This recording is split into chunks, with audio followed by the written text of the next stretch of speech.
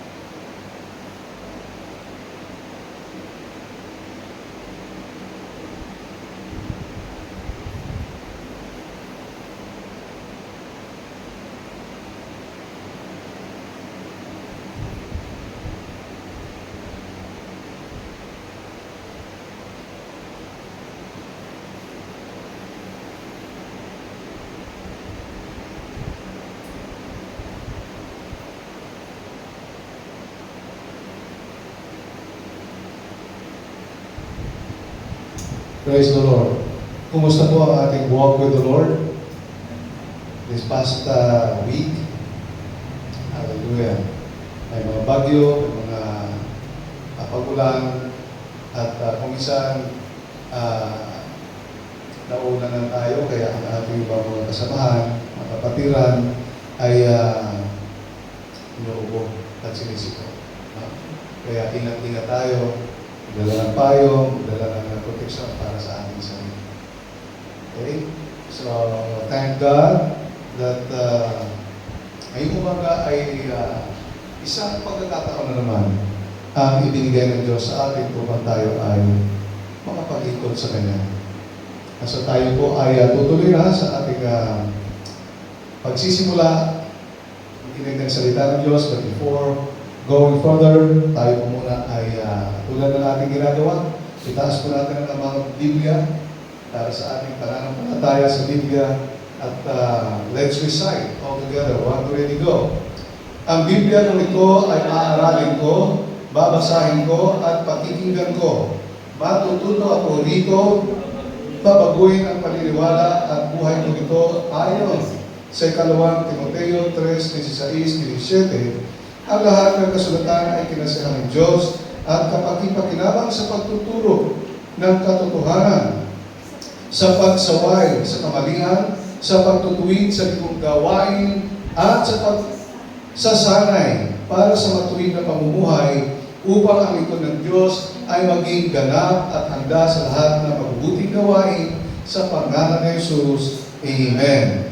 Panginoon, sa aming pag-aaral ng inyong mga salita, dalangin ko na bigyan din po kami ng kalangit na karunungan, pangunawa, upang maisabuhay namin araw-araw ang mga salita mo. Maraming salamat po sa inyong gagawin. Ito po ang aming dalangin sa pangalan ni Jesus. Amen and amen. Hallelujah.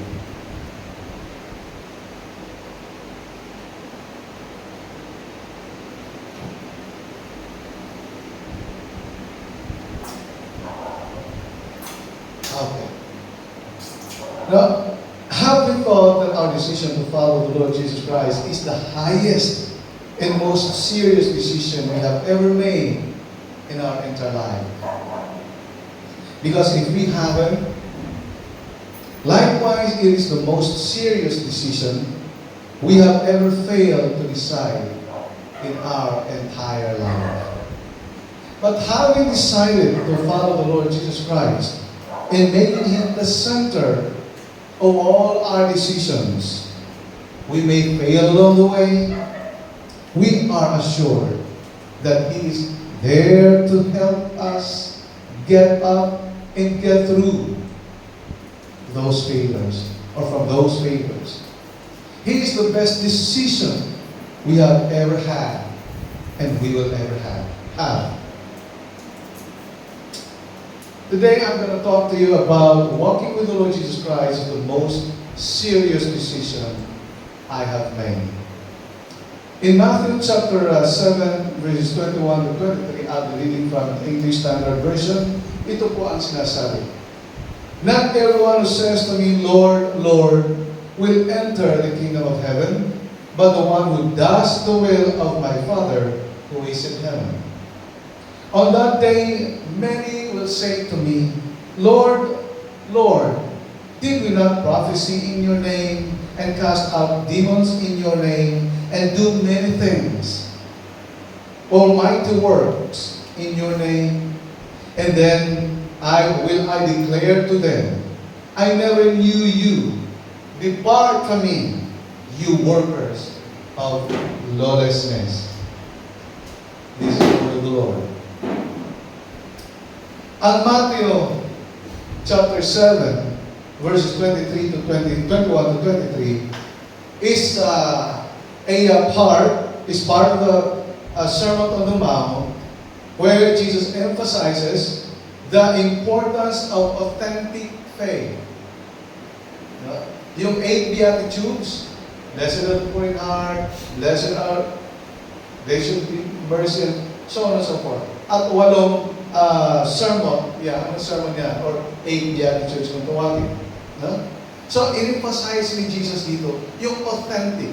When we say authentic, tunay. Hindi siya class A. Ang class A ay mas stronger than the fake one.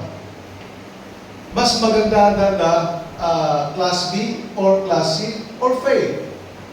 Pero kahit na ang class A ay hindi pa rin at par with the authentic.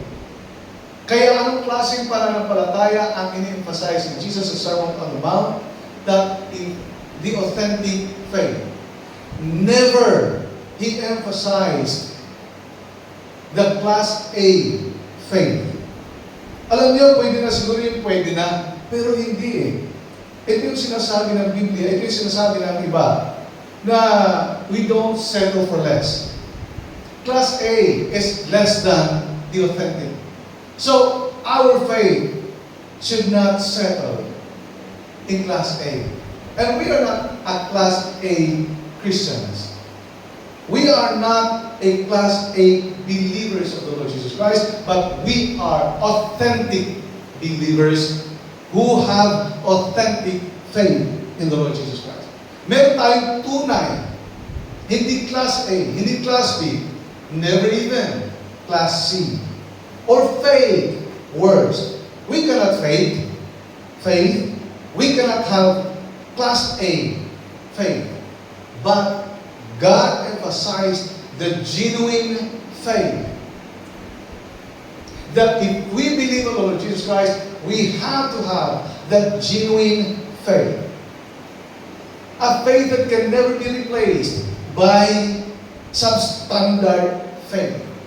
Alam niyo, kapag standard ang material na ginagamit sa building o kaya kahit sa sa bahay or anything, mahina.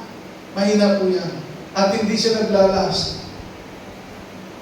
Kung sa building, 50 years ang maximum na itatagal ng building gamit ang mga genuine at ang talagang tunay na mga materials at hindi lang class A, tatagal yan ng hindi lang 50 years. Pero tatagal man siya even more than 50 years, kaya lamang para sigurado ang may-ari at saka ang engineer, babasagin na pagdating ng 50 years ang building, usaling o kung anuman. Dahil yun ang kanyang maximum number of years na kailangan abutin. Now, kung class A ang mga substandard, ang mga materyales na ginagamit, baka wala pang 50 years, sira-sira na, tuklat-tuklat na ang mga palitada at ang mga kalakor na wala, hindi na maganda ang structure. Baka ang structure, ang building ay tatabihin na, ang building ay parang 10 years pa lang, wala na. Babagsak na. Di ba? So ano ginagawa kasi ng mga sa mga materials? Sinab-standardize. Ang ginamit ng mga materials ay substandard. Now, we cannot last long in the same manner. In the Lord, in our faith is substandard. In our faith in the Lord is class A. If we are faking our faith in the Lord, it comes out to our lives. You know what? Kaya nga sinasabi ng Biblia, although iba ang konteksto nito, but allow me to use the same principle that applies. When 2 or 3 gather in His name, or will gather in the name of the Lord Jesus Christ, if we have genuine faith, then that 3 can turn the world upside down. But even if the whole world is inside the church, but the faith is substandard, then that whole world, the people of the whole world cannot turn upside down for the glory of God. Because everything they do is just to have a substandard faith. Ang substandard na pananampalataya ay will settle just for less. Hindi talaga nila mamamaximize ang pananampalataya nila sa Panginoon. They cannot maximize their faith in the Lord. Hallelujah. Now, Jesus emphasized the authenticity of our faith. And this morning, God is reminding, God is calling, God is telling everyone who believes in Him that we are not to fail. We cannot fail. We cannot use substandard faith before Him. Substandard faith cannot bring change in the life of a person.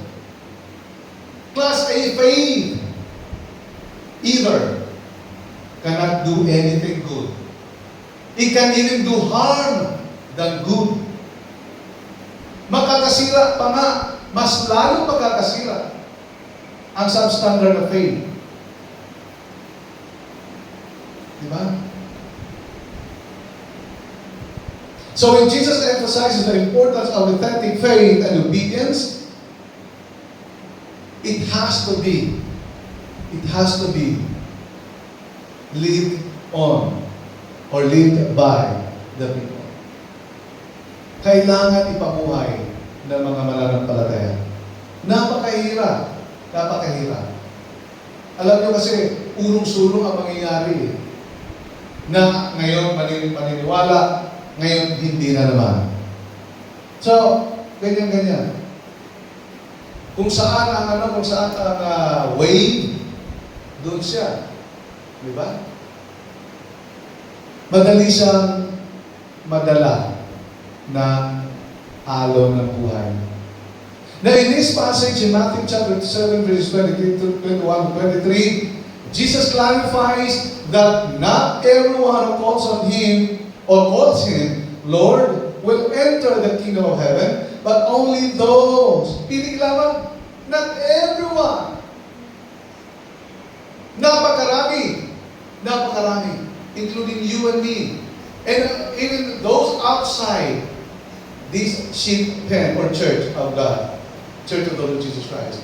There are so many people who call on the name of the Lord, but they don't qualify. They will never qualify to get to heaven. You know why?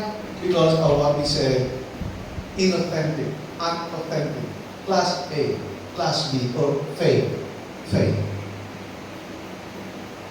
Only those who do the will of His Father.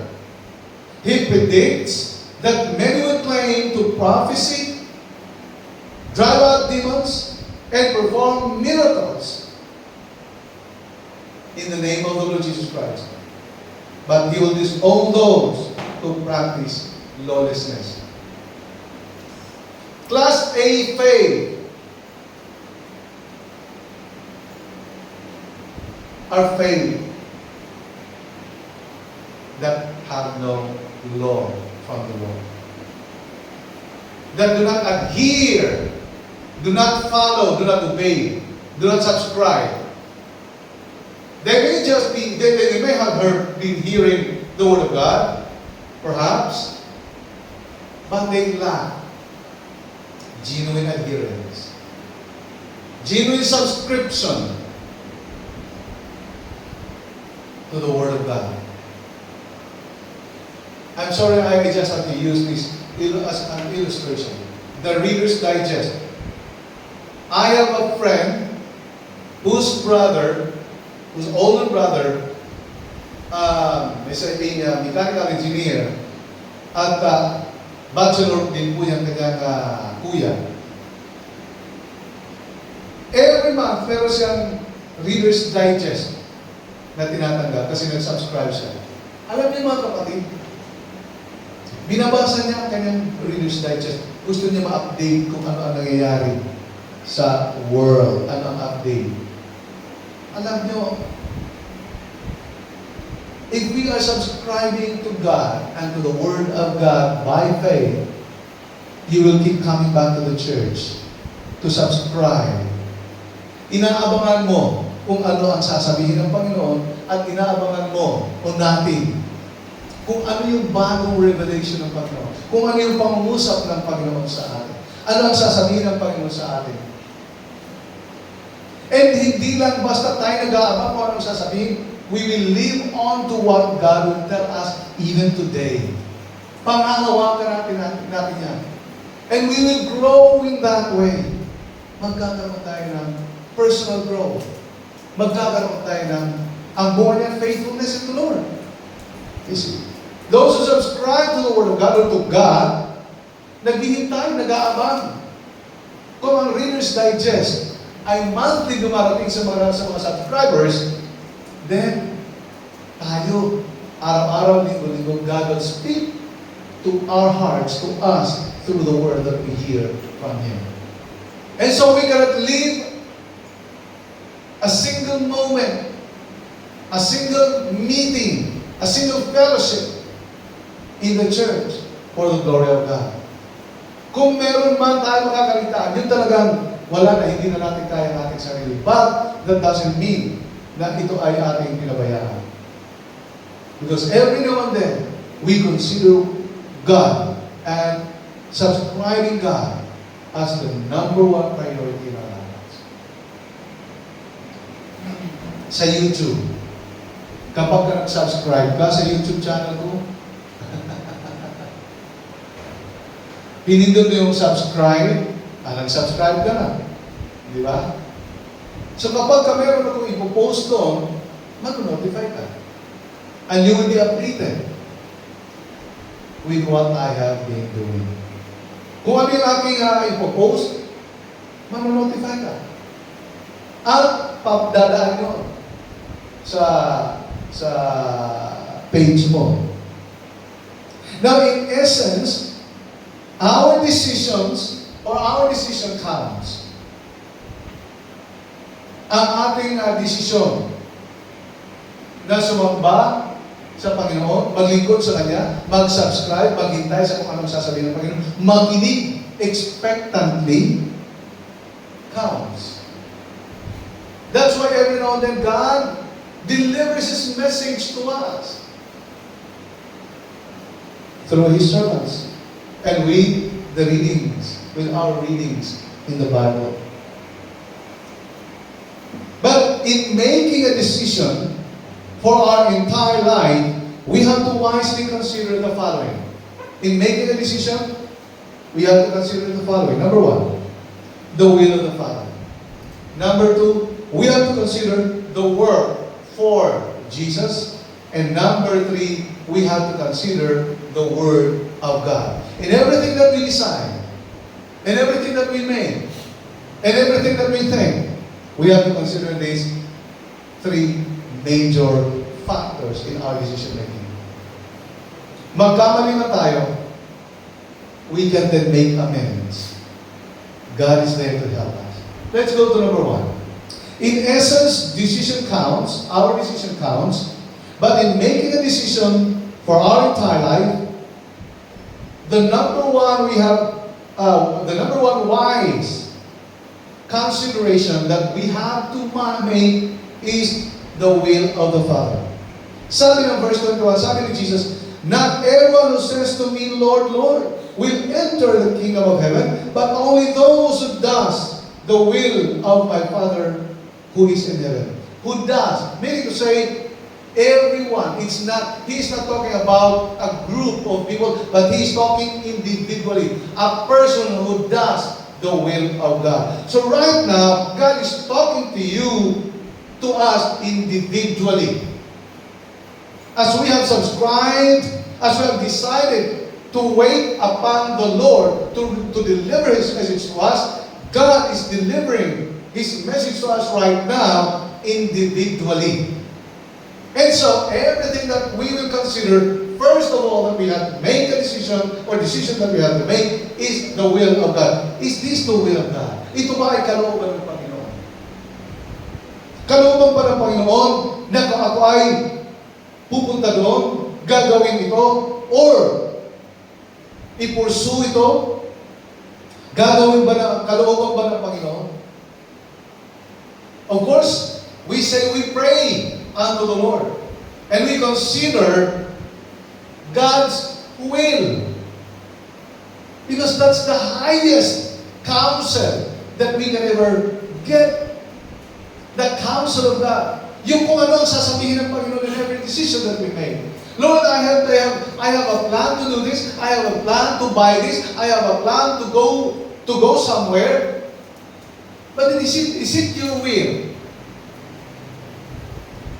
Will you be glorified if I do this? Will you be glorified if I buy this?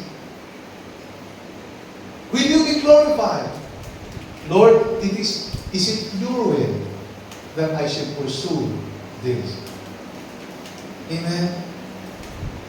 Kasi hindi daw lahat ng tao na tumatawag sa Kanya, Lord, pinakikinggan niya. Remember, ha? Remember. Hindi lahat. Hindi lahat. Because there are people who pray, but they don't consider the will of the Father. And that is the big failure that any quote-unquote Christian, born again, disciple of the Lord, to do.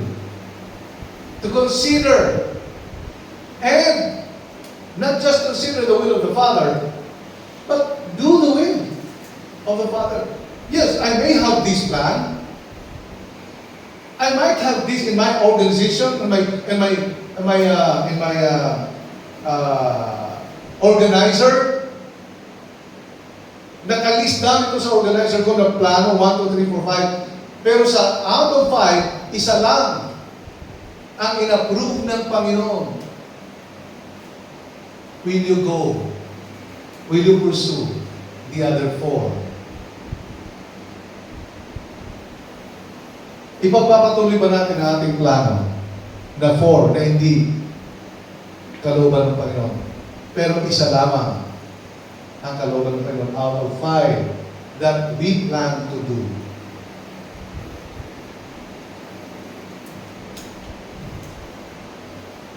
But only the one who does the will of my Father.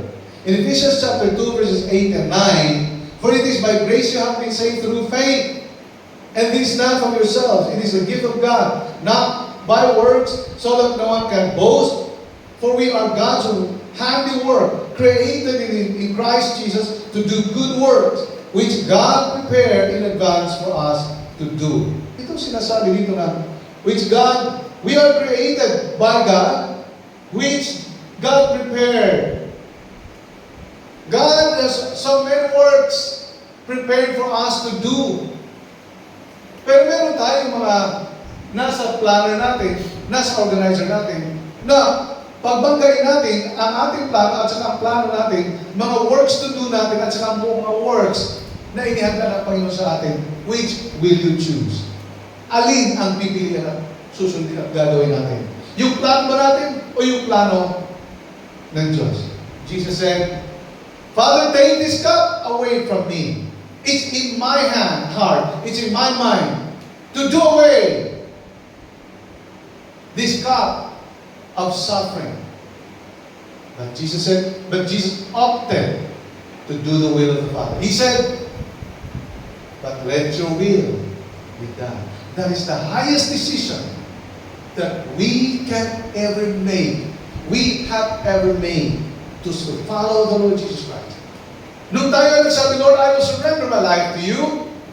And from that day on until now, until the coming of the Lord Jesus Christ, we are subscribing, we are following faithfully to the Lord Jesus Christ. And that's the unwavering, and that is authentic faith and decision we have ever made. We cannot alter the will of the Father. Hindi natin dapat papalitan ang will ni God. Ang will ni God ng Father is for Jesus to pay the penalty of our own sins. Not the sin of the Lord Jesus Christ. He has no sin. He almost gave up. Now, there were many times that we almost gave up. And sometimes we give in. Diba? Minsan. Instead of following God, instead of considering and following the will of the Father, we pursue our own lustful desires. Ayaw kong gagawin ito. Total, ganito lang naman, ganyan lang naman, ganito lang naman, di ba? But you know what? Si Jesus pa rin ang ating example in decision making. He was already in the brink of giving up, giving in to the will of the Father. Because he knew how it feels to be in a painful suffering. He knew how painful would it be to be facing death.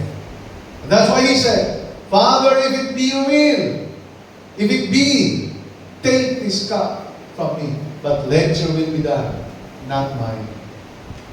Can we say that? Can we say that?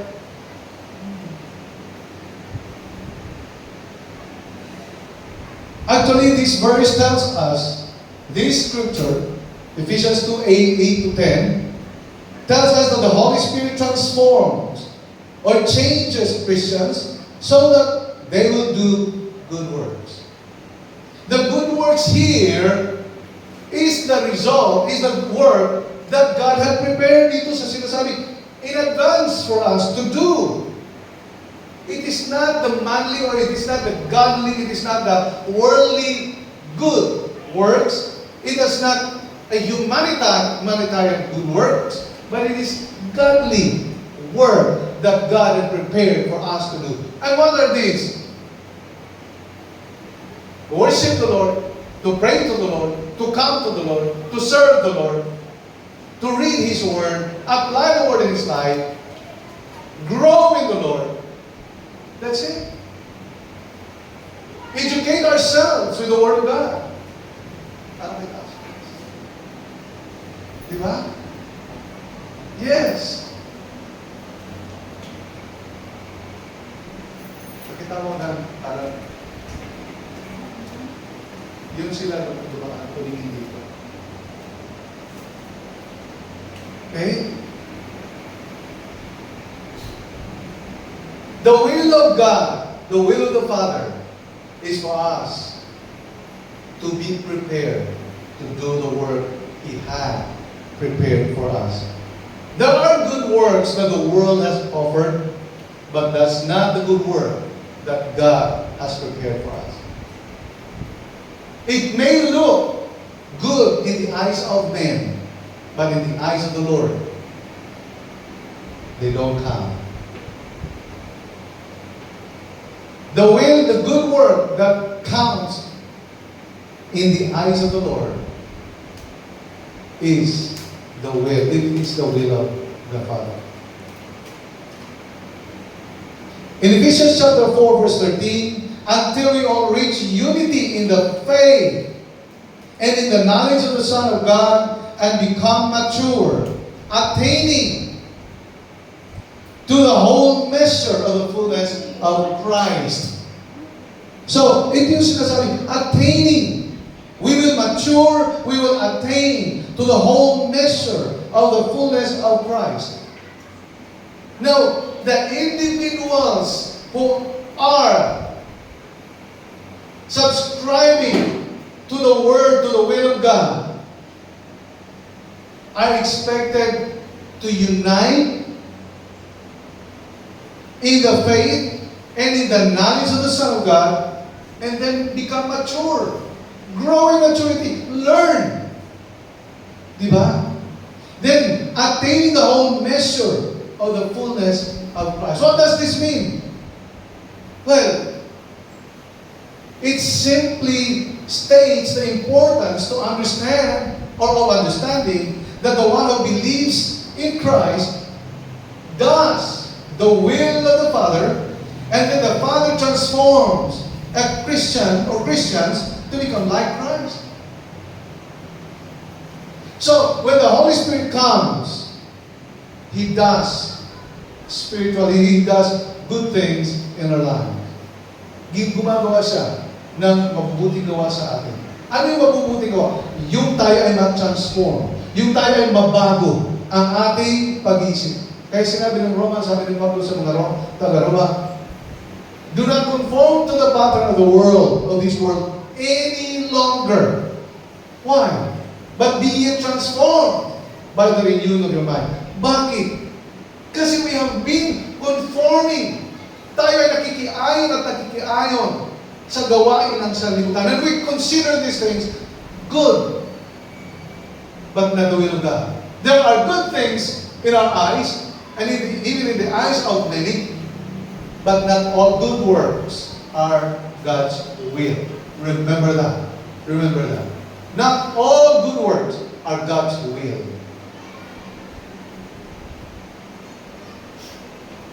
For example, merong magnanakaw, may palabas nito eh. Nakalimutan ko yung title at saka yung actor mo. Diba? Merong sa community, mahirap. At merong nagbuwis ng kanyang buhay na paano ako makatulong? Wala rin ako eh. Wala rin ako. So ang ginawa niya, magnakaw siya, mag-hook up siya, at ang nakukuha niya sa pang-hook up at magnanakaw, ay kanya ito ibigay sa mga kapwa niya mahihirap. That is good. That is good. Ang dami mga kontrabando dito sa lupa, sa lahat ng sa lupa, sa mundo, na sinasang-ayunan ng gobyerno dahil nakakadagdag sa revenue. Kahit hindi kalooban ng Panginoon. At kahit labag sa batas. Okay? So dapat ma-transform ang buhay natin to become like Christ. Is it hard to be like Christ? It is. But can we do it? We can make it. How? If simply we settle to do the will of God, then we can do it. It may be hard. As the Lord Jesus Christ found it so hard to do the will of the Father, to submit Himself to the crucifixion of the cross and to death.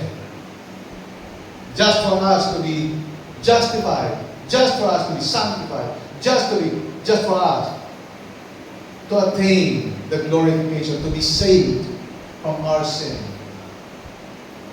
But that is the genuine and authentic decision that Jesus had ever done to do the will of the Father.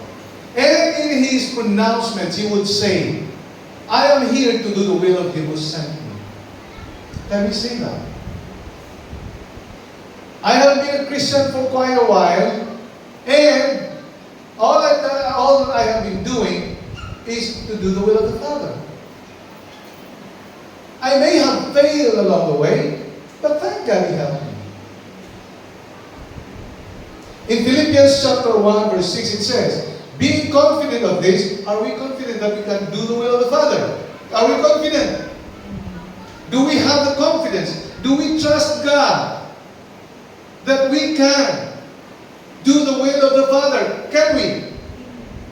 We should. Being confident of this, that He who began a good work in you will carry it on to completion until the day of Christ Jesus. Siya na nagsimula ng mabuti sa atin. Siya ang tatapos.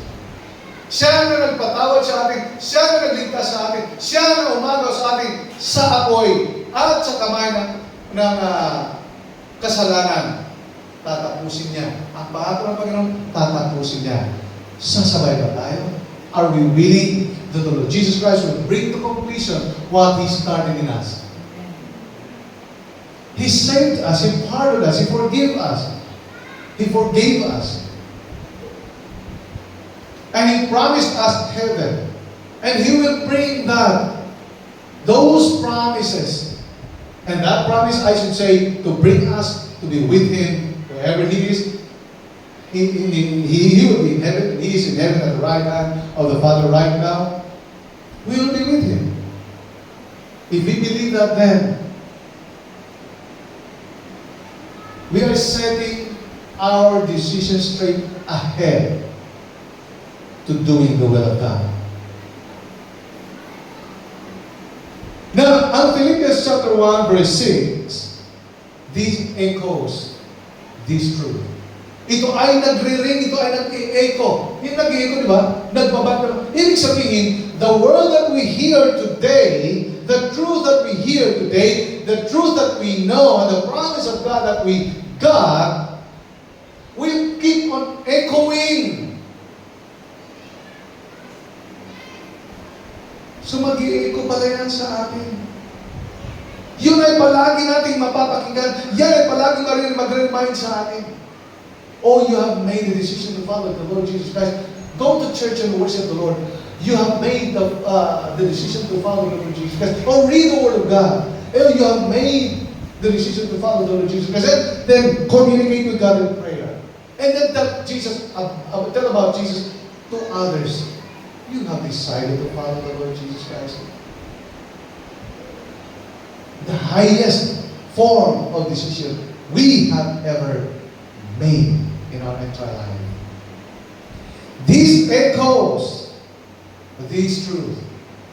It tells Christians that God started a good work. Sino ang nag-start ng good work in us? Not us. It's God. There's no good thing in us. There's no good in us. Ano meron tayo? Kasalanan, pagsuway, pag-satisfy sa ating mga sariling kagustuhan. God started a good work in us, and He's still doing a good work. Nagpapatuloy siyang gumawa ng mga mabubuti sa atin. Do we know na gumagawa pa rin ang Panginoon ng good work sa atin?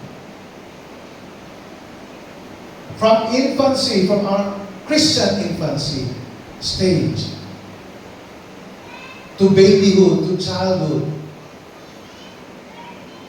to teenage years, and to adolescent, to mature Christian, God never stops doing good works, good in our lives.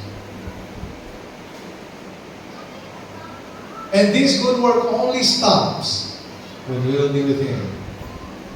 Amen. God is doing good works in our lives.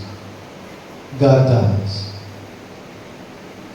And He continue doing that. Not just today, even in the future.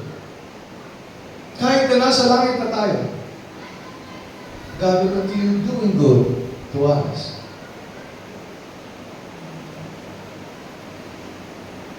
The will of the Father. Number 2. In essence, our decision counts. But again, in making a decision for our entire life, it would be wise to consider the work for Jesus. Yung sinabi nun kanina sa Ephesians 2 and 8, sa 2, 8 and 10, na we were created by God in Christ to do good works which God prepared in advance for us. So meron siyang ginawa, meron siyang in advance, hinahanda na mga good works, tamang good works na para sa Kanya. Evangelism, prayer for others, encouraging others, and so on and so forth. So working for Jesus. To whom are we working for? Why are we here for? Bakit tayo nandito ngayon? Are we here for the Lord Jesus Christ? Why are we praying for? Why are we worshiping the Lord for?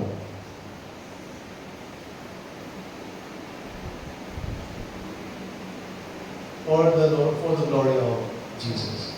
There can be no best decision to work than the work that the Lord Jesus has told us to do.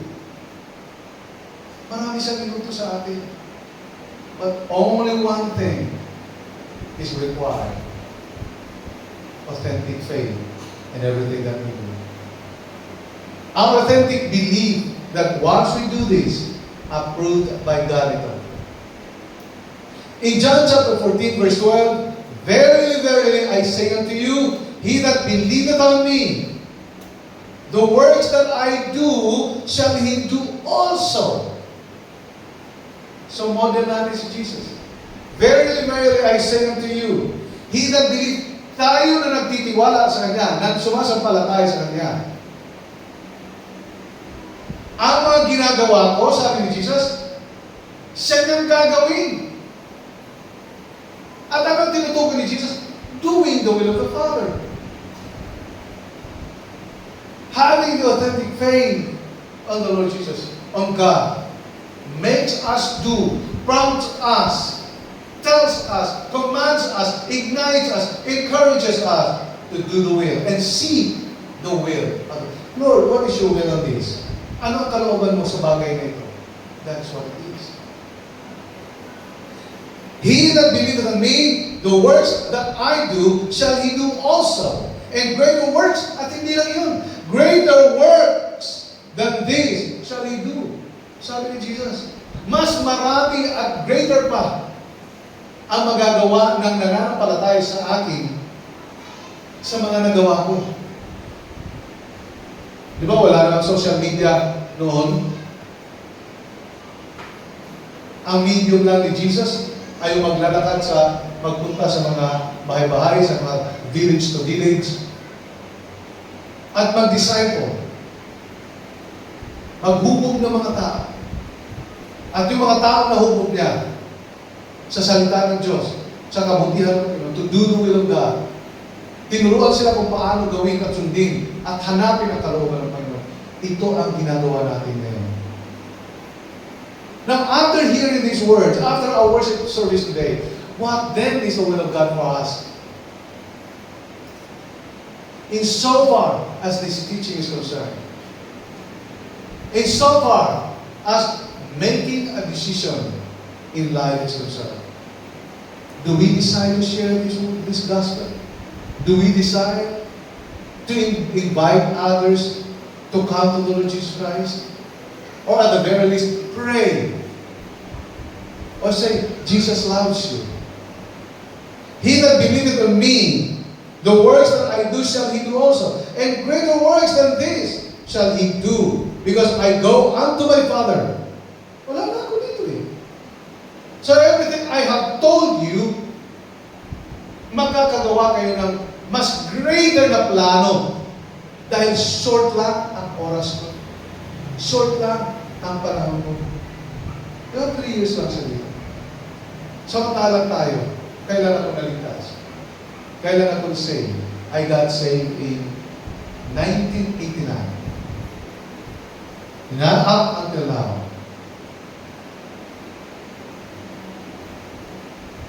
I stand by the grace of God. I remain being a servant of God. He who started a good work in you will bring to completion. Because I go to my Father, but this is the work for us, or for Jesus. Ito yung work for Jesus. Tayo na mga niligtas na, gumawa na tayo na mga gawain para kay Jesus. Siya ang Lord natin, boss natin eh. Do we know? Do we understand? Alam ba natin kung ano yung mga work para sa ating ama?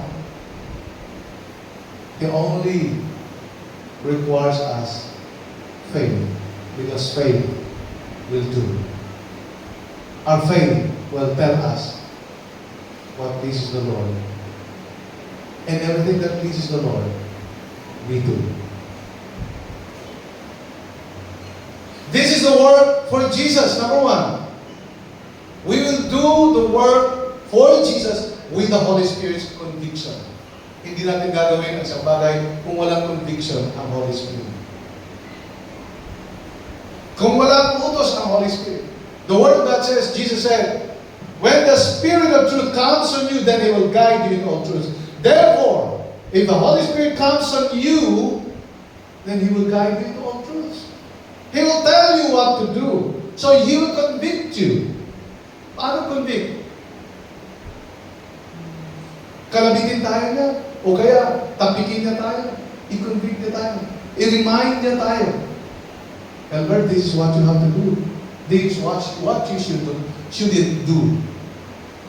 So, the word for Jesus is done with the Holy Spirit's conviction. Kung wala kang conviction with the Holy Spirit, then don't do it. Kung blanco, then don't do it. Remember, kung walang conviction, kung walang prompting ang Holy Spirit, kung sa'yo lang yun, please don't do it. You might end up in failure. Second work for Jesus, genuine faith driven. Talagang authentic and genuine faith driven. Naniniwala ako, saan ay sa Biblia, o tingnan mo, ang salita ng Diyos ay nagsabi, you have to have a backup from the Word of God. That one thing have I desired of the Lord, that will I seek after,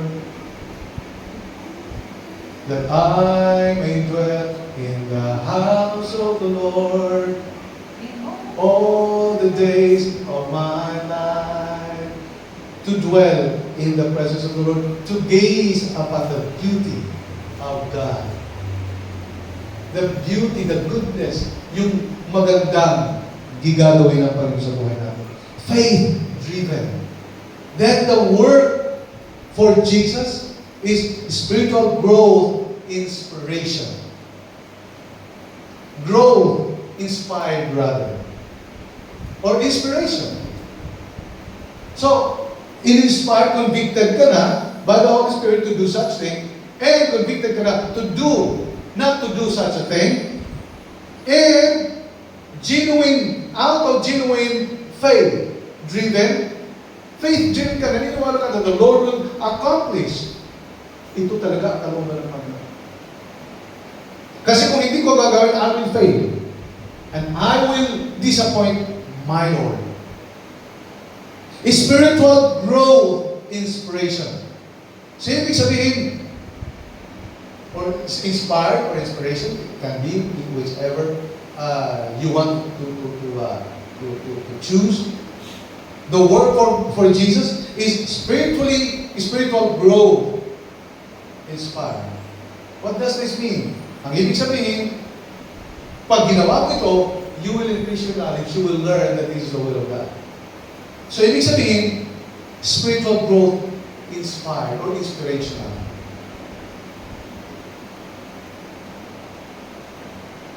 Apart from this work, apart from those three, work for the Lord Jesus Christ, everything is false. Kung wala yung kung wala yung Holy Spirit's conviction, kung hindi genuine faith driven, kung hindi naman spiritual growth, inspirational or inspired, then everything is false faith, substandard, class A kind of decision. In Matthew chapter 7, verse 22, on that day, men will say to me, Lord, Lord, did we not prophesy or speak on your name? In the name of Jesus I cast away demons. Or in the name of Jesus I pray.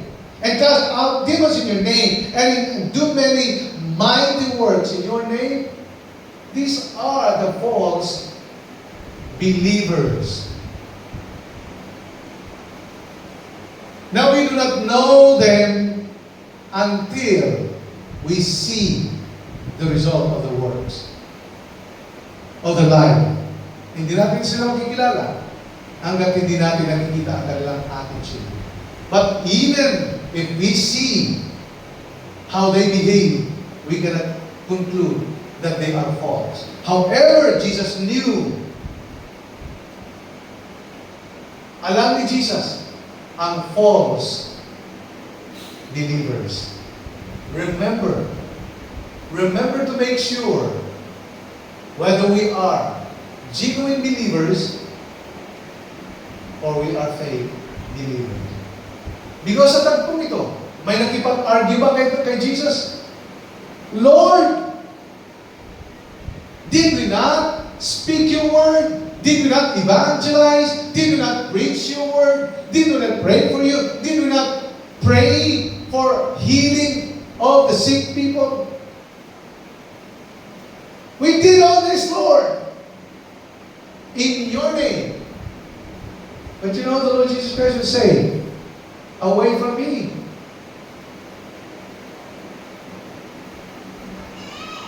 Away from me, you evildoers. Yung sinabi dito na, Lord, did we not do many things in your name? This would be the saddest decision a person could have done and could ever do. Because they are the kind of Christians who falsify Christianity. They are the Christians who falsify obedience. And they are the Christians who falsify the authenticity of the work that Jesus had prepared for those who are true and genuine believers who later decide to follow the Lord Jesus Christ.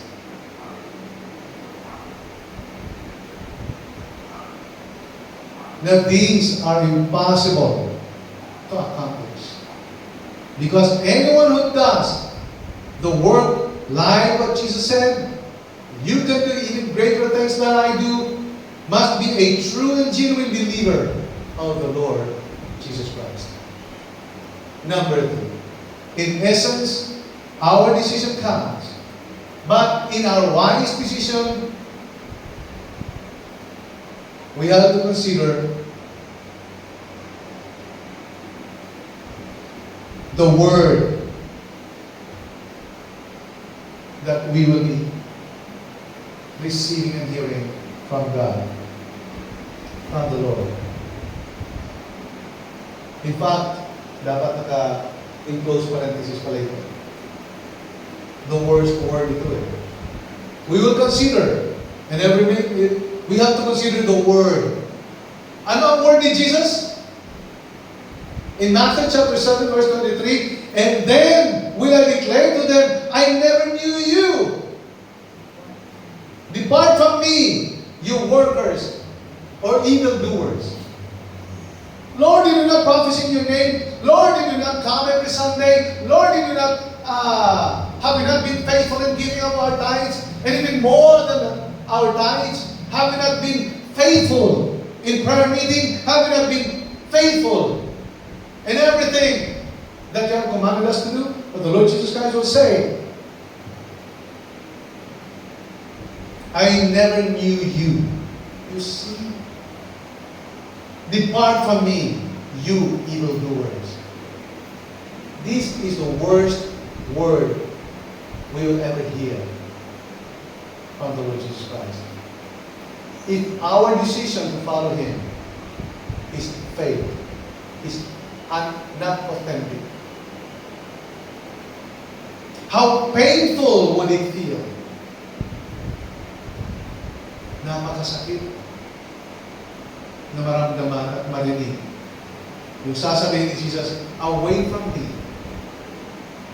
Since 1999 and up until now, until the Lord Jesus Christ, I have been serving the Lord, and in His on the judgment day, the Lord Jesus Christ will say, will tell me, I don't know you, you don't even exist in my list. Ano kaya ang masasabi ko? So from time to time, I have to check on myself. Lord, my heart, my motive in everything that I do, is it glorified? Did I glorify You? Did my decision glorify You?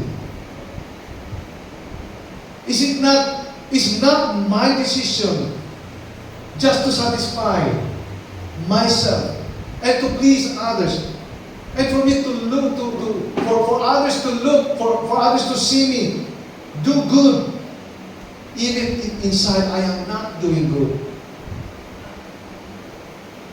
How ignorant I have been, or we have been. If the Lord Jesus Christ would tell us one day, I do not know you. Even if you have been coming to the church, but I will never know you. You don't exist in my checklist. That's why let us decide as wise, not as unwise. Ephesians 5:15-20. Sabi ng King James Version, see then that ye walk circumspectly, not as fools, but as wise, redeeming the time, because the days are evil. Maximizing your time and seeking the Lord, asking the Lord, and looking at yourself in the will of God, in the perspective of God, in the Word of God, and letting the Holy Spirit check on you circumspectly. Walking with God circumspectly, not as fools, but as wise. And then redeeming the time, making the most of every opportunity, for the days are evil. Every opportunity is for God. If I am at work, then I am doing this for the glory of God. If I am preaching, I am doing this for the glory of God. If I am going there, anywhere, I am going to please the Lord. If I extend help to others, then it should be glorified to the Lord. Wherefore be ye not as unwise, but understanding. Dapat unawain natin what the will of the Lord is. Wow. In every decision that we make, we have to understand whether it's the will of God or not. And be not drunk with wine, wherein is excess. Huwag daw tayo magpakalasing sa alak. But be filled with the Spirit. Diba? Spirit-driven, Holy Spirit-driven, and so on and so forth. Yung mga doing, yung mga work inspired by the Holy Spirit. Filled with the Spirit. Dapat puno tayo ng Holy Spirit. Speaking to yourselves in psalms and hymns and spiritual songs, singing and making melody in your heart to the Lord, giving thanks always for all the things unto God and the Father, in the name of our Lord Jesus. Singing. Bakit may singing? Bakit may giving thanks? Ito mga bagay na ito. Ito yung bunga ng tunay at hindi fake na pagsunod sa Panginoon. Well, thank you for the opportunity of having decided or deciding to follow you. Now I see. Now I know your will. And your will is good. And when I do things according to your will, I will be good. Thank you. And so I will sing.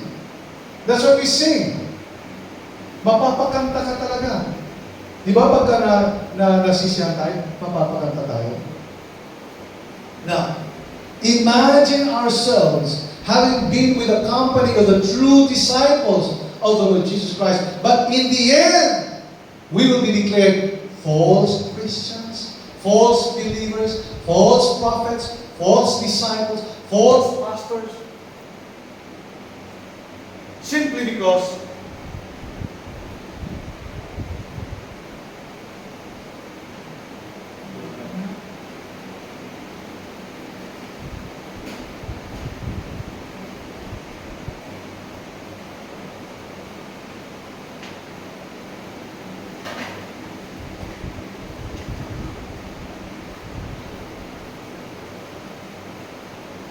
mic test.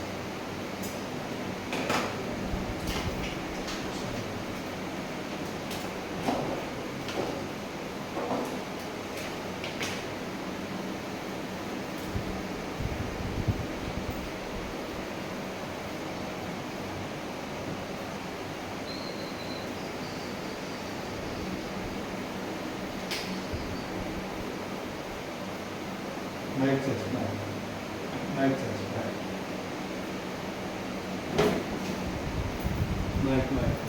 Mic test. Mic test. Mic.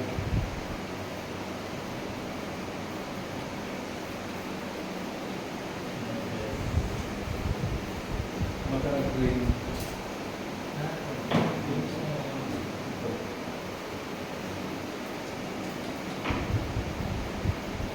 Mic. Meron pa naman.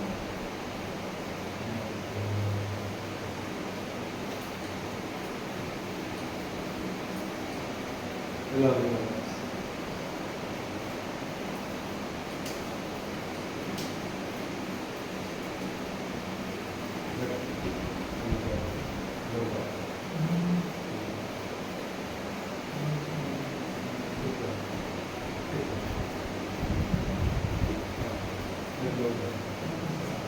Meron na. Okay. So, magkakat lang na siya. Kasi brain na. Okay lang. Okay.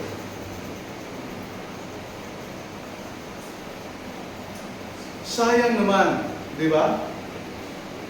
We are in the company of the true believers. But in the end, masaklap if we will be declared false disciples by the Lord Jesus Christ. Will be declared by the Lord Jesus Christ as false Christians, false believers. Simply because we don't do the will of the Heavenly Father, we have been using falsely the name of Jesus for falsifying intent. There are a lot of people who use the name of the Lord Jesus Christ to advance their own gain, their own interest, but inwardly they are not Christ's disciples. Ang disciple ni Jesus Christ is humble, mapagpakumbaba, mabait, gentle, hindi mapagsamantala. Pero, kung may Christian claiming somebody who is a Christian or pastor or prophet, sabi nga ni Pablo, kung mapagsamantala siya, then curse him. Pinaparaphrase ko po yun. Yung sinasabi ni Pablo, even if an angel comes from heaven para mag-preach ng kakaiba sa pinapangaral namin, sumpahin siya. Di ba?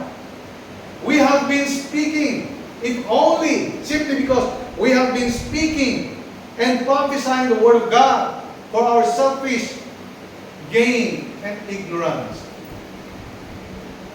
Actually, may magagaling na mga tao, may mga matatalino na mga tao, ginagamit nila ang religion.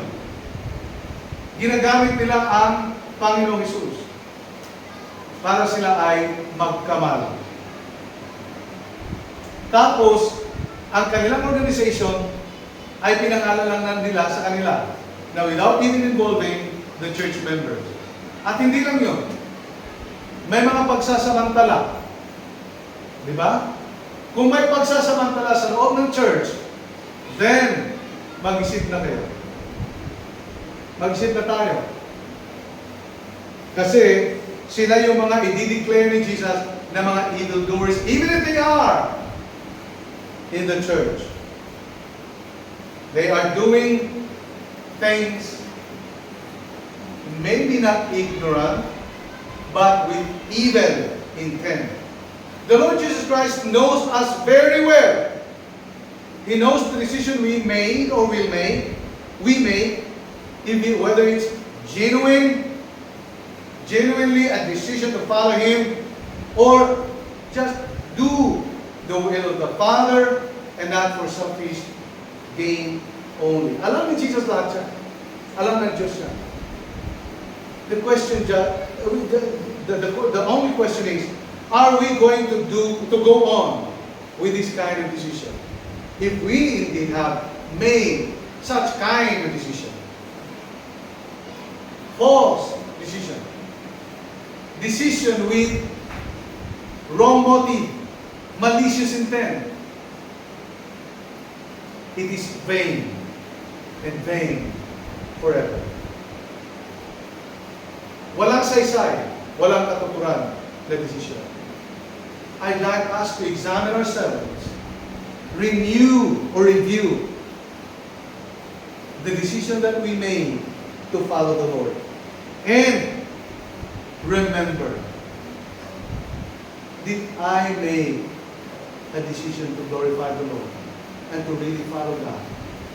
Did I see the whole plan, blueprint of God, that wherever He will be, there I will also be? That Jesus said He will go ahead of us so that we can do great things. Makakagawa tayo, makakapag-decide tayo to do even greater than what Jesus did. Greater in the sense that maraming taon pa tayo. He had only 3 years to do the will of the Father. Samantalang tayo. Again, since 1989 and up until now, is my decision right before God? Is my decision to follow Jesus just a decision out of selfishness, greediness, or just to please others? Meron ba akong gano'n? Pag-isipan po natin yan. Let's think about it. Dahil kung hindi natin ito pag-isipan ng maigi, this is the highest and serious failure that we made and we will ever make. As much as genuinely we decided to follow the Lord Jesus Christ as the highest and most serious decision to follow the Lord Jesus Christ that we made. But having decided to follow the Lord Jesus Christ again and making Him the center of our decisions, of all our decisions, we may fail along the way. We are assured that He is there to help and get us up and get us through all these failures. He is the best decision we have ever had and we will ever have.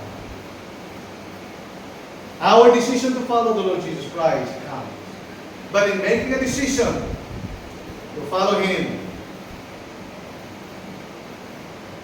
it is the authentic decision for our entire life, or of our entire life. A wise move, a wise consideration. Doing the will of the Father, doing the work for Jesus, meaning glorifying, not just make people believe that you are doing God's will, even if it's not, if you're not, then doing things with instructions from the Word of God. Let's not do things out or without instruction. We will fail. And it will always be, and all throughout, a failure. If what we do is not coming from the instruction, it's not backed up by the instruction of God. And Father God, we thank you. Maraming salamat, Panginoon, for causing us to decide to follow you, which is the highest and most serious decision we ever had and we will ever have. I pray that you'll continue to bless as we continue to decide to follow you each single day that passes in our lives. Whether we are at work, whether we are in our family, wherever we are, and whatever we'll be, and whatever we'll be doing, Father, dalangin namin that every decision that we make will be authentic, coming from authentic faith. Maraming salamat. We thank you, we give you glory for what you will do. As I lift up to you this congregation and our brothers and sisters and family members who are not with us today, and those who will still be with us in the coming days, our teachers, our students, the parents of our students, and everyone around us, our neighbors. Lord, we thank you for giving us this godly decision to follow and serve you. In Jesus' name, amen and amen.